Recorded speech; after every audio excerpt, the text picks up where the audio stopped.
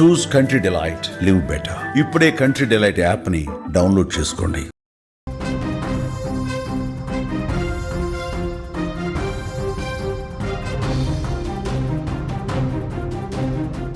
హైదరాబాద్లోని జీడిమెట్లలోని అంజలి హత్య కేసు దేశంలోనే ఒక సంచలనంగా మారింది.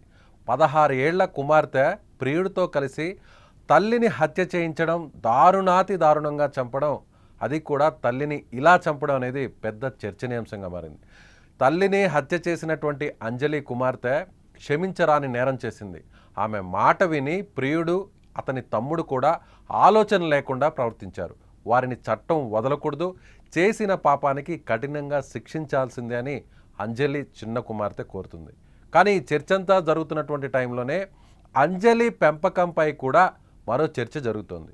ఈ ఘోరం జరగడానికి అంజలి పెంపకం కూడా ఒక కారణం అనేటువంటి మాటను వినిపిస్తున్నారు అక్కడ చంపినటువంటి బాలిక స్నేహితులు.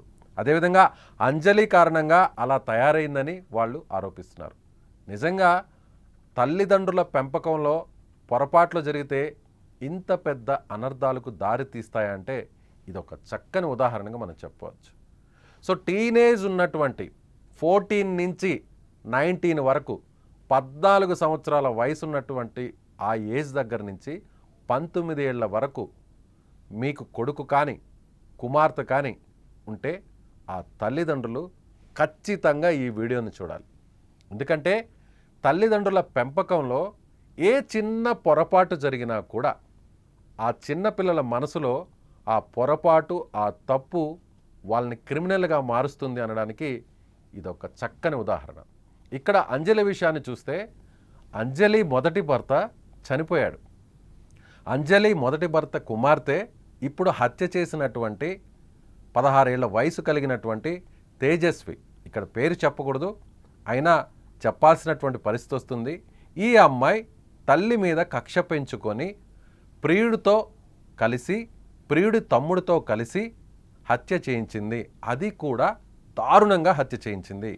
ఇక్కడ చిన్నప్పటి నుంచి కూడా అంజలి కుమార్తెను అంజలి పెంచినటువంటి విధానాన్ని కూడా ఇక్కడ మనం ప్రస్తావించాలి. అంజలి మొదటి భర్తకు పుట్టినటువంటి పాప ఇప్పుడు హత్య చేయించినటువంటి ఈ అమ్మాయి. మొదటి భర్త చనిపోయిన తర్వాత వెంటనే రెండవ పెళ్లి చేసుకోవడం, ఆ రెండవ పెళ్లి చేసుకున్నటువంటి భర్త అంజలిని ఎలా చూశాడు, అంజలి మీద ప్రేమగా ఉన్నాడా లేదా, రెండవ భర్తగా ఉన్నటువంటి వ్యక్తి ఈ అమ్మాయిని ఏ విధంగా పెంచి పెద్ద చేశాడు అంటే చిన్నప్పటి నుంచి కూడా అంజలి కూతురు, ఎవరైతే కూతురు ఉన్నారో తేజస్విని, ఈ అమ్మాయి మనసులో విషబీజాలు నాటుకున్నాయి. ఎందుకంటే తండ్రి చనిపోవడానికి కారణం కూడా పరోక్షంగా తన తల్లి అంజలి అని ఆమె మనసులో ఒక అపనమ్మకాన్ని, వేరే కోణాన్ని అమ్మాయి మనసులో అలాగే ఉంచుకుంది. చిన్నప్పటి నుండి కూడా అంజలి కుమార్తెగా ఉన్నటువంటి ఎవరైతే హత్య చేసినటువంటి 10th క్లాస్ పాప ఉందో ఈ అమ్మాయి నానమ్మ దగ్గరే పెరిగింది, నేను ఆమె దగ్గర ఉండను అంటూ 8-10 సంవత్సరాల వయసులోనే ఈ పాప నానమ్మ దగ్గర పెరిగింది. అక్కడి నుంచే చదువుకుంటూ వచ్చింది. ఆ తర్వాత అంజలి నా పెద్ద కూతురు మిస్ అవుతుందో అంటే అంజలి రెండవ పెళ్లి చేసుకున్న తర్వాత, రెండవ పెళ్లి చేసుకున్నటువంటి ఆ ఇద్దరికి కూడా మరో పాప పుట్టింది. ఇది కూడా ఒక కారణం అయింది ఈ కేసులో హత్యకు. ఎందుకంటారా, ఒకవేళ ఆడపిల్ల కాకుండా మగపిల్లవాడు పుట్టుంటే రెండవ పెళ్లి చేసుకున్నటువంటి ఆ వ్యక్తికి, అంజలికి ఇంత పెద్ద దారుణం జరుగుండేది కాదేమో. ఎందుకంటే నేను ఆడపిల్లను, ఇంకో ఆడపిల్ల పుట్టింది, నాకంటే కూడా ఆ చిన్న పాప మీదే ప్రేమ ఎక్కువ చూపిస్తున్నారు. అది అమ్మాయినా లేదంటే అమ్మ పెళ్లి చేసుకున్నటువంటి ఇంకో ఆ వ్యక్తి అయినా, తండ్రి లాంటి వ్యక్తి అయినా సరే, తండ్రి అనుకోవాలి. సో వీళ్ళిద్దరూ నన్ను పట్టించుకోవట్లేదు, ప్రేమంతా అమ్మాయికే చూపిస్తున్నారు, కాబట్టి నా తల్లి మంచిది కాదు, నన్ను తిడుతుంది. ఒకవేళ ఈ అమ్మాయి ముందు ఆ చిన్న పాపని ఏదైనా విషయంలో గారాబం చేసినా, ముద్దాడినా, ఏదైనా మంచి మాటలు అమ్మాయి గురించి చెప్పి ఈ పెద్ద పాప గురించి, ఎవరైతే ఇప్పుడు హత్య చేసినటువంటి పెద్ద కుమార్తె గురించి ఒక్క మాట చెడుగా చెప్పినా అది మనసులో విషబీజాలని అలాగే ఉంచేస్తుంది. ఒక పాయిజన్గా ఆ మైండ్ సెట్ని మార్చేస్తుంటుంది. అది కూడా ఒక కారణం ఏంటుంది. ఆ తర్వాత ఈ అమ్మాయి నానమ్మ దగ్గర పెరిగిన తరువాత మళ్ళీ అంజలి వెళ్ళి నా పెద్ద కుమార్తె నా దగ్గరే పెరగాలి, నా దగ్గరే ఉండాలి అంటూ ఈ అమ్మాయిని అక్కడి నుంచి తీసుకొచ్చిన తర్వాత అంజలి ఈ అమ్మాయిని తిడుతూ కొడుతూ చిన్న పాప ముందు చేయడం, అలాగే రెండో పెళ్లి చేసుకున్నటువంటి భర్త ముందు ఇలా బిహేవ్ చేయడంతో అంజలి మైండ్ సెట్ అంతా కూడా క్రిమినల్గా మారిపోయింది. ఒక క్రిమినాలిటీ మైండ్ సెట్ ఈ అమ్మాయిలో రోజు రోజుకు పెరుగుతూ వచ్చింది. తన తండ్రి చనిపోవడానికి కారకురాలు తన అమ్మ. నేను ఈ విధంగా ఇబ్బంది పడుతూ అక్కడ నానమ్మ దగ్గర పెరగడం, అలాగే అమ్మ దగ్గర సక్రమంగా ఉండకపోవడం, సరిగా ప్రేమ రాకపోవడం, ఎవరో రెండో పెళ్లి చేసుకున్నటువంటి ఆ వ్యక్తి నా మీద ప్రేమ చూపకపోవడం, ఇవన్నీ కూడా ఆ చిన్న వయసులో ఆ అమ్మాయి మనసులో వ్యతిరేకంగా మారిపోయాయి, విషాన్ని చిమ్మేలా మారాయి. ఆ తర్వాత అక్కడి నుంచి తల్లి దగ్గర నేను ఉండను, నన్ను వేరే చోటుకు తీసుకువెళ్ళండి అంటూ 12 ఏళ్ల వయసులో తేజస్విని పోలీసులకు తల్లి మీద కంప్లైంట్ ఇచ్చింది. తన తల్లి సక్రమంగా తనను చూడట్లేదు, పెంచట్లేదు, తన మీద అసలు ప్రేమే లేదు అంటూ తల్లి మీద ఏకంగా 12 ఏళ్ల వయసులో ఆ పాప వెళ్ళి పోలీస్ స్టేషన్లో కంప్లైంట్ ఇచ్చిందంటే ఆ పాప మనసు ఎంత గాయపడి ఉంటుంది. గాయపడడం కాదు, ఆ పాప మనసులో ఎంత విషం అలుముకుంది తల్లి మీద. అయినా కూడా అప్పుడు కూడా అలర్ట్ కాలేదు. పోలీసులు అప్పుడే ఆ తల్లికి చెప్పడం జరిగింది, 12 ఏళ్ల వయసులో ఈ పాప మీ గురించి ఇన్ని విషయాలు చెప్తుంది, మీ గురించి ఇంత వ్యతిరేకంగా ఉంది, ప్రతి విషయాన్ని కూడా చిన్నప్పటి నుంచి జరిగినటువంటి ప్రతి విషయాన్ని కూడా మర్చిపోకుండా మైండ్లో అలాగే పెట్టుకొని ఒక్కొక్క పాయింట్ని మీకు వ్యతిరేకంగా చెబుతుంది. ఎక్కడా కూడా తల్లి మీద కనీసం ప్రేమ అనేది లేదు, మీరు అలర్ట్గా ఉండండి అని కూడా పోలీసులు అప్పుడు చెప్పారు. సో చెప్పిన వెంటనే ఏమనుకున్నారంటే ఈ అమ్మాయి మనసు మారాలంటే కొన్ని రోజులు తల్లి దగ్గర కాకుండా ఆ రెండవ భర్త దగ్గర కాకుండా ఈ చిన్న పాపకు దూరంగా ఉండాలి అంటే వేరే ఏదైనా హాస్టల్లో వేసేస్తే సరిపోతుంది, మనసు మారిపోతుంది. ఈ ఇంటి నుంచి దూరంగా పెడితే అంజలి పెళ్లి చేసుకున్న రెండవ భర్తకు, లేదంటే రెండవ భర్తకు అంజలికి పుట్టినటువంటి ఆ చిన్న పాపకు దూరంగా ఉంచితే ఈ అమ్మాయి మైండ్ సెట్ మారిపోతుంది, చదువు మీద ధ్యాస పెరుగుతుంది.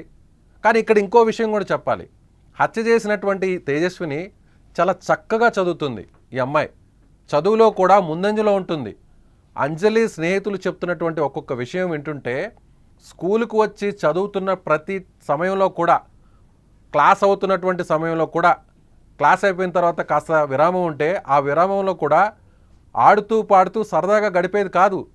తన తల్లి నన్ను కొట్టింది, మా అమ్మ నన్ను కొట్టింది, మా అమ్మ నా పీక మీద కాలు వేసి తొక్కే ప్రయత్నం చేసింది, నన్ను చంపాలనుకుంటుంది, మా అమ్మ మంచిది కాదు, మా నాన్న చనిపోవడానికి కారకురాలు మా అమ్మ, ఇలా పదే తల్లి గురించి వ్యతిరేకంగా చెప్తూ ఎక్కడ సందర్భం దొరికినా కానీ తల్లి గురించే మాట్లాడుతూ వచ్చింది.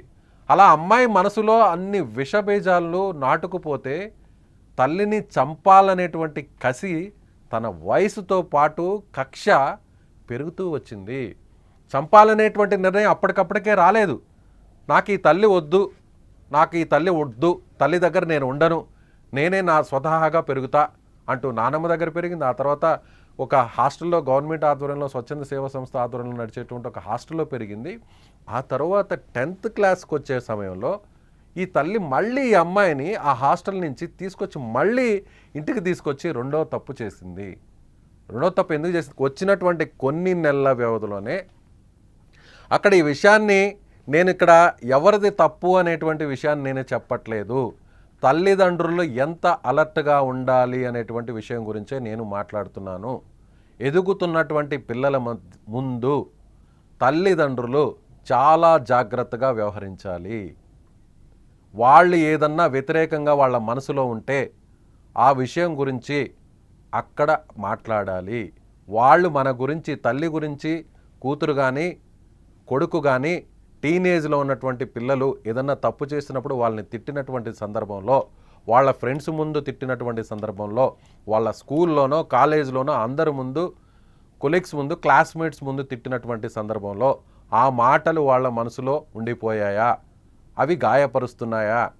అలాగే బయట కుటుంబ సభ్యులు ఏం మాట్లాడుతున్నా కూడా తల్లిదండ్రులు వీళ్ళు తిడుతున్నా కూడా తల్లిదండ్రులు వాళ్ళనే సపోర్ట్ చేయడం, ఇలాంటివన్నీ కూడా ఈ టీనేజ్లో వాళ్ళు మనసులో పెట్టేసుకుంటారు.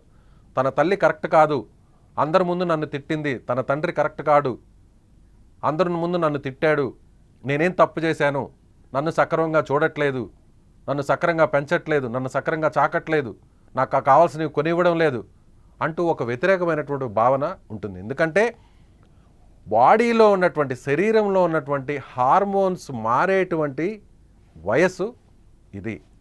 శరీర నిర్మాణంలో కూడా చేంజెస్ వచ్చేటువంటి వయస్సు టీనేజ్.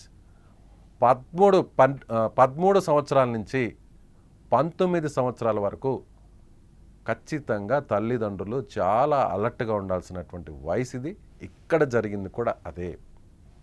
నాకు తల్లి వద్దు, తల్లి లాంటి ప్రేమ ఎక్కడ దొరుకుతుంది? ఆ వయసులో ఇంకొక వ్యక్తి ప్రేమను కోరుకుంటుంది, అది తల్లి దగ్గర లేదనుకుంటుంది. అలాగే చెల్లి దూరంగా ఉంది, చెల్లినే గారాభంగా చూసుకుంటున్నారు, కాబట్టి చెల్లి దగ్గర కూడా నేను ప్రేమగా ఉండాల్సిన అవసరం లేదు. తండ్రి ఎలాగో చనిపోయాడు చిన్నప్పుడే, సో ఇంకొక తండ్రి కూడా ఉన్నా కూడా సక్రమంగా ఏ రోజు చూసుకోలేదు, అతను కూడా చనిపోయాడు. తనకేం కావాలి? ఓదార్పు కావాలి, స్వాంతన కావాలి. అంటే వేరే ఒక వ్యక్తి నుంచి ప్రేమ పొందాలి. అది సహజంగా కాకుండా ఇన్స్టాలో వెతుక్కుంది అంజలి కుమార్తె. ఇన్స్టాలో డీజే శివ అనేటువంటి వ్యక్తి, తనకు సంబంధించినటువంటి సామాజిక వర్గం, ఈ అమ్మాయికి సంబంధించినటువంటి సామాజిక వర్గం రెండు ఒకటే కావడంతో అలా ఈ అమ్మాయే డీజే శివ, ఎవరైతే ఇప్పుడు హత్య చేసినటువంటి వ్యక్తుల్లో కీలకంగా ఉన్నాడో డీజే శివ, 19 సంవత్సరాల వయసు ఉన్నటువంటి ఈ వ్యక్తికి, ఇంటర్మీడియట్ చదువుతున్నటువంటి ఈ అబ్బాయికి ఇన్స్టాలో మెసేజ్ చేసింది ఈ అమ్మాయే. అలా ఆ మెసేజ్ కాస్త వీళ్ళిద్దరి మధ్య పరిచయాన్ని పెంచింది. ఆ పరిచయం కాస్త ప్రేమగా మారింది. అంటే తల్లి దగ్గర పొందినటువంటి ప్రేమ ఈ శివ దగ్గర పొందుతున్నాను, సో శివానే నా జీవితం, శివాని ప్రేమించి పెళ్లి చేసుకుంటే చిన్నప్పటి నుంచి కష్టాలు పడినటువంటి నేను శివ దగ్గరైనా కూడా సంతోషంగా ఉంటాను, తన జీవితం మారిపోతుంది అనుకుంటూ ఊహిస్తూ వచ్చింది. అక్కడే శివ విషయం తెలుసుకున్నటువంటి తల్లి ఈ అమ్మాయిని వేరే కుటుంబ సభ్యులు లేదంటే పెద్దల సమక్షంలో, ఈ అమ్మాయి ఎవరైతే తేజస్విని ఎవరి మాట అయితే వింటుందో వాళ్ళ ద్వారా నచ్చజెప్పేటువంటి ప్రయత్నం చేయలేదు. కొట్టింది, తిట్టింది, కొన్ని విషయాలు తెలిసినా కూడా చూసి చూడనట్టు ఉండింది. అలా శివాకి శివాతో ఈ అమ్మాయి వేరే దగ్గరికి వెళ్ళినప్పుడు, 3 రోజులు ఇంట్లో నుంచి వెళ్ళిపోయినప్పుడు తెలిసినా కూడా మౌనంగా ఉంది. తర్వాత మళ్ళీ తనే ఇంటికి తీసుకొచ్చింది. అలా మద్యం సేవించడం, అంటే నేను ఈ విషయాన్ని అంజలికి వ్యతిరేకంగా మాట్లాడలేదండి. చూసేటువంటి వారందరూ కూడా అంజలికి వ్యతిరేకంగా చెప్తున్నారేంటి అంటున్నారు. కానీ జరిగినటువంటి విషయాలు చెప్తున్నాను. 100కి 200% ఈ అమ్మాయి తల్లిని చంపడం తప్పు తప్పు తప్పు, క్షమించరానటువంటి నేరం. ఖచ్చితంగా వీళ్ళకి శిక్ష పడాల్సిందే. ఆ చిన్న పాప కోరుకుంటున్నట్టుగా ఆ చిన్న పాప ఇక్కడ మనం చూడొచ్చండి.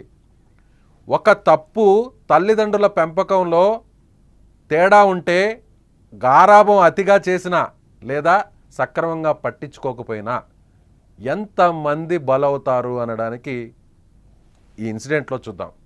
అంజలి చనిపోయింది. అంజలి మొదటి భర్త అనారోగ్యంతోనో ఏ కారణంతో చనిపోయాడు. అక్కడి నుంచి ఈ అమ్మాయి మనసు విషంగా మారిపోయింది, కూతురు మనసు. ఆ తర్వాత రెండో పెళ్లి చేసుకుంది. రెండో పెళ్లి చేసుకున్న తర్వాత ఇంకొక పాప పుట్టింది. అమ్మాయిని సక్రంగా చూడలేకపోయారు. ఆ రెండో పెళ్లి చేసుకున్నటువంటి భర్త కూడా చనిపోయాడు ఏడాది కిందటే. ఇప్పుడు తల్లి మీద కక్ష పెంచుకున్నటువంటి తేజస్వి ఇంకొక అబ్బాయితో ప్రేమలో పడి అబ్బాయి ద్వారా అబ్బాయి తమ్ముడితో కలిసి తల్లిని చంపేసింది. తేజస్వి జీవితాంతం క్రిమినలే. ఆ అమ్మాయి జీవితం ఇంకా మంచిగా ఉండే అవకాశాలు ఉండవు, శిక్ష పడుతుంది. అది చట్టాలు ఉన్నాయి, ఆ శిక్షలు ఎలా ఉంటాయనేది కూడా కాలం నిర్ణయిస్తుంది, అది తర్వాత విషయం. ఇక జీవితాంతం తల్లిని చంపి సంతోషంగా ఉండాలనుకున్నటువంటి తేజస్వి జీవితం తలకిందులైపోయింది. అలాగే ప్రియురాలు కోరిక మేరకు, ప్రియురాలు సంతోషం కోసం, ఆ కక్ష తీర్చుకోవడం కోసం ప్రియురాలి తల్లిని చంపినటువంటి డీజే శివ జైల్లో ఉంటాడు. అతని జీవితం తలకిందులైపోయింది. ఇంటర్మీడియట్ చదువుతున్నటువంటి అతని భవిష్యత్తు పూర్తిగా నాశనం అయిపోయింది. సరే, అన్న కోసం అన్న పిలిచాడు కదా, అన్న లవరు కోరిక మేరకు అన్న నన్ను కూడా వచ్చి ఈ పాపంలో పాలు పంచుకోమన్నాడని అభం శుభం తెలియనటువంటి 16 ఏళ్ల వయసు ఉన్నటువంటి డీజే శివ తమ్ముడు కూడా ఈ హత్యలో పార్టిసిపేట్ చేశాడు. అతని జీవితం నాశనం. ఇక్కడ ముగ్గురు జైలుకు వెళ్ళినటువంటి, ఇప్పుడు ప్రస్తుతం పోలీసుల అదుపులో ఉన్నటువంటి, హత్య చేసినటువంటి ఈ ముగ్గురు నిందితులు, అందులో 2 మైనర్లు, ఒక వ్యక్తి డీజే మేజర్. ఈ ముగ్గురు వ్యక్తులు జీవితాలు నాశనం. ఇక చిన్న పాప, ఆ విజువల్ చూస్తుంటే చూడొచ్చు మీరు స్క్రీన్ మీద, ఆ పాప, రెండో కూతురు ఆ పాప ఏడుస్తున్నటువంటి ఘటన చూస్తుంటే ఒంటరైపోయింది. తల్లి చనిపోయింది, చంపేశారు. ఆ చంపింది కూడా ఎవరు? అక్కే, సొంతం అక్కే. తన రక్తం పంచుకు పుట్టినటువంటి అక్కే అమ్మని చంపేసింది. ఒంటరిగా ఆ పాప అలా కూర్చొని మౌనంగా ఆలోచిస్తుంటే ఆ చిన్ని మనసులో ఏం ఆలోచన ఉంటుంది? సరదాగా తల్లిదండ్రులతో కలిసి ఆడుకోవాల్సినటువంటి ఆ పాపకు అక్కెందుకు చంపింది అనే విషయాలు తెలుసుకుంటే ఆ చిన్ని మనసు, ఆ చిన్ని హృదయం ఎంత విలవిల్లాడుతుంది. ఇప్పుడు ఆ పాప కూడా అక్క మీద కక్ష పెంచుకుంటుంది. అక్క జైలుకు వెళ్ళినా, జైలు నుంచి బయటకు వచ్చినా, సాధారణ జీవితం గడుపుతున్నా, ఈ చిన్న పాప మనసులో ఏం మాట్లాడుతుందో బయట ఒకసారి విందాం. ఆ పాప మాట్లాడినటువంటి బయట ఒకసారి విందాం, ప్లే చేస్తే.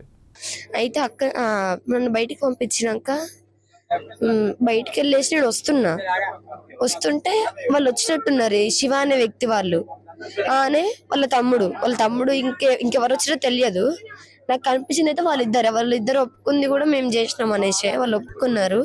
అక్కయ్యకు ఆ అబ్బాయికి ఎప్పుడు ఎన్ని సంవత్సరాలు పరిచయం ఉంది? అసలు ఎలా పరిచయం? 8 నెలల పరిచయం ఉంది. శివ అనే వ్యక్తి ఎలా పరిచయం అంటే ఇన్స్టాగ్రామ్ లో అనే రజక అనే స్టోరీ పెట్టుకుంటే దాన్ని చూసి వీళ్ళిద్దరికి మాటలు కలిసినాయి. కలిసినప్పుడు పోలీసులకైనా ఫిర్యాదు చేశారు అమ్మకి ఇట్లా ఏమన్నా? అక్క అంతా వెళ్ళిపోయింది. మొన్న ట్యూస్డే రోజు వెళ్ళిపోయింది. మమ్మీ మిస్సింగ్ కేసు పెట్టింది. కేసు పెడితే పోలీస్ వాళ్ళు ఏం చేసిరంటే ట్రాప్ చేసిరు అనే ఫోన్ ని. ఫస్ట్ అక్క డాడీ ఫోన్ తీసుకుపోయిందేమో అనుకున్నాం మేము, కానీ ఫ్రిడ్జ్ పైనే ఉంది ఆ ఫోన్ లో సిమ్ లేదు, సిమ్ తీసేసింది. వేరే ఫోన్ ఉంటది ఇంట్లో, ఆ ఫోన్ వేసేసింది. దాని తర్వాత ఆ శివ అనే వ్యక్తి ఫోన్ ని ట్రేస్ చేస్తే నల్గొండ అని చూపించింది. అక్కడికి వెళ్ళినాక అక్కడ చెన్నూరు అని ఉంటది. వాళ్ళ మమ్మీ వాళ్ళ దగ్గరికి వెళ్ళి వాళ్ళ మమ్మీ వాళ్ళు కూడా సపోర్ట్ చేసారు. వాళ్ళ మమ్మీ వాళ్ళు, వాళ్ళ మామ వాళ్ళు, వాళ్ళ అమ్మ వాళ్ళు. ఇప్పుడు మా మమ్మీ ఏం అన్యాయం చేసింది వాళ్ళకు? మా అక్కని వాళ్ళు తీసుకుపోయారు కాబట్టి మమ్మీ మిస్సింగ్ కేసు పెట్టింది. అయితే ఇట్లా మమ్మీ తీసుకొచ్చేసింది కాబట్టి అక్కని వాళ్ళు పెట్టుకొని చంపేస్తే ఇంకోసారి తీసుకురాదు కదా, మేము ఉండొచ్చు, మేము హాయిగా బ్రతకొచ్చు అనేసి ప్లాన్ వేసుకుని వాళ్ళ తమ్ముడు చెప్పిండంట. శివ అనే వ్యక్తి వాళ్ళ తమ్ముడు చెప్పిండంట, నిన్న పోలీస్ వాళ్ళు కొడితే చెప్పిండంట, మేము ఇట్లా ఫస్ట్ నుంచి అనుకుంటున్నాం వాళ్ళ మదర్ని చంపేయాలనేసి మేము ఫస్ట్ నుంచి అనుకొని ప్లాన్ వేసుకొని ఇప్పుడు చేసేసినాం సార్. వాళ్ళ పెద్ద కూతురు కూడా మాకు సహకరించింది. అట్లనే వాళ్ళ కూతురు బయటకు వెళ్ళింది అనేసి మేము వచ్చి అట్లా జరిగిపోయింది సార్ అని చెప్పిండు. సాయంత్రం నువ్వు ట్యూషన్ పోయి ఇంటికి వచ్చినప్పుడు ఇంట్లో సీన్ పరిస్థితి ఎట్లుందమ్మా? ఇట్లా కొంగు తీసేసి ఉంది, మొత్తం డైనింగ్ టేబుల్ పైన ఉన్న సామాన్ అంతా కింద పడిపోయి ఉంది. మొత్తం అన్ని మమ్మీ ఏమేమి తెచ్చిందో అవన్నీ కింద పడిపోయి ఉన్నాయి. మమ్మీకి ఇక్కడ దెబ్బ తాకింది. రాడ్ తీసుకొని కొట్టాలంటే కొబ్బరికాయ కొట్టడం కోసం మేము దేవుని దగ్గర సుత్తి తెచ్చి పెట్టుకున్నాం, మేక్స్ కొట్టడానికి దానికి అనేసి. ఆ సుత్తి తీసుకొని కొట్టిర్రు, బ్యాక్ సైడ్ కొట్టిర్రు సరిపోద్దేమో అనేసి. ఇక్కడ కొట్టిర్రు, ఇక్కడంతా మమ్మీకి ఎప్పుడు కూడా కనిపిస్తుంది. నిజంగా ఆ చిన్న హృదయం ఆడుతూ పాడుతూ సరదాగా స్నేహితులతో తల్లిదండ్రుల సమక్షంలో బొమ్మలతో ఆటలాడుకోవాల్సినటువంటి వయసులో ఇలా తల్లిని చంపినటువంటి విధానం, అది కూడా చంపింది ఎవరు? సొంత అక్క. చంపిన విధానం గురించి ధైర్యం తెచ్చుకొని మాట్లాడుతుందంటే నిజంగా ఆ పసి హృదయం మాటలు రావట్లేదు. ఆ పాప భవిష్యత్తు నాశనం. ఈ చిన్న పాప తన తల్లిని చంపింది అక్కే.